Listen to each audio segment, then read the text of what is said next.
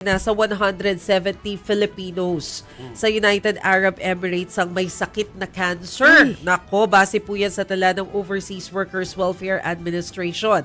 Sabi po ni OWA Administrator PY Kaunan, 110 ang Filipino cancer patients sa Abu Dhabi habang 60 naman sa Dubai. Pero tiniyak din po ng OWA na patuloy nilang inaalalayan ng medical treatment ng Filipino cancer patients doon.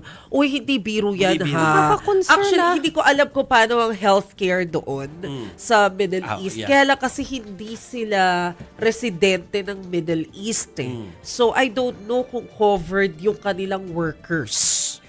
Baka hindi eh, no? Yun Tsaka ang bakit ang problema. dami kaya doon? Actually, meron din akong kilala doon, taga doon din.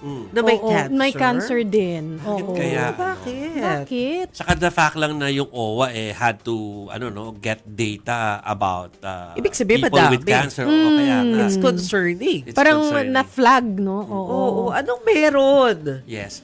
Sige, we'll try to get more updates about that OWA report po sa mga hindi natin magagawa tonight kasi by this time makatulog na yung mga official natin Oo nga. ng OWA. Correct, no? correct. Pero we'll update you on that kasi concerning, di ba? Yes. Mase na we have cases like that na mukhang papadami. So, Marami ibig sa isang sabihin, area. yan yung info na inuwi dito ng OWA kasi kakagaling lang nila ng Middle Yes, East. Kasama yes. sila ni Presidente sa Abu Dhabi. Bit nila. eh. Yes. Oo, eh. So, ganun. Grabe ah. Baka Concerning kaya rin nga nasilip yun, no? Kasi nga Oo. nag-prepare sila, syempre, pumunta doon yung Pangulo eh. Pero Yes. kasi 'di ba, Oo.